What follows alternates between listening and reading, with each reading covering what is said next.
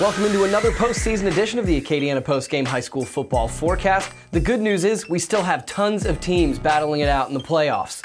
Before we get into our matchups, let's get into our players of the week. Our first player of the week is an absolute no-brainer. It's Erath's Elijah Mitchell. The man ran for 331 yards and 6 touchdowns, and he also ran away with our Twitter poll this week. That puts Elijah over 2,500 rushing yards in 2016, and get excited, Ragin' Cajun fans, because he already committed to play for Mark Hudspeth. Up next, we have Central Catholic Morgan City's do-it-all man, Samaric Paul. When their quarterback went down, they asked Samaric to step in, and he had a 91-yard rushing touchdown. He had a gorgeous receiving touchdown as well, and he even had an interception on defense. I think he did everything aside from refill the water bottles. Up next, we have another Swiss Army knife, Acadiana High's Braylon Trahan. Braylon had a touchdown on offense, and he had one of 2 pick sixes by the Acadiana defense. He's also the leader of that group, and they had 6 interceptions in a 52-0 shutout in the first round. The Wreckin' Rams look scary, guys. Last but not least, we have Ascension Episcopal's Zach Ronquillo. Zach had 3 touchdowns in the first couple minutes. 1 rushing, 1 receiving, and 1 kick return. If you haven't noticed, we have some pretty versatile players in the Acadiana area. Up next, let's get into your second round matchups. Game number 1 is a grudge match. The Acadiana Wreckin' Rams versus the Ponchatoula Green Wave. This is a rematch from earlier in the regular season where Acadiana had them bottled up and Ponchatoula stole the win from them.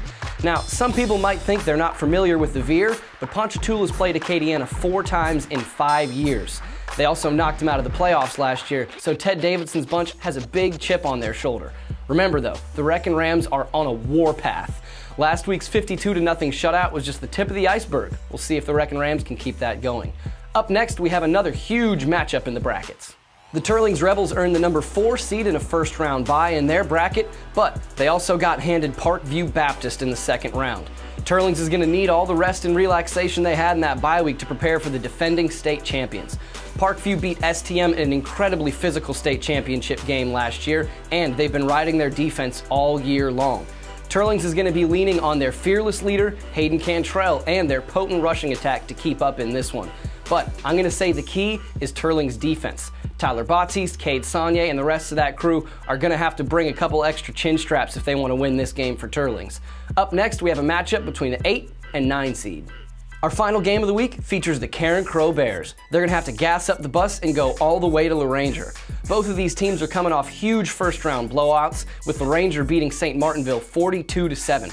The key thing to notice here is Carencro is finally back to full health. Their quarterback, Carl Randall, is dangerous, but he was hobbled by an ankle injury earlier this season. That is no longer the case. With Mondarius and Kendarius Poulard, Trey Barnaba, Eric Tolliver, and the rest of their weapons, Carencro is always up for a fireworks show.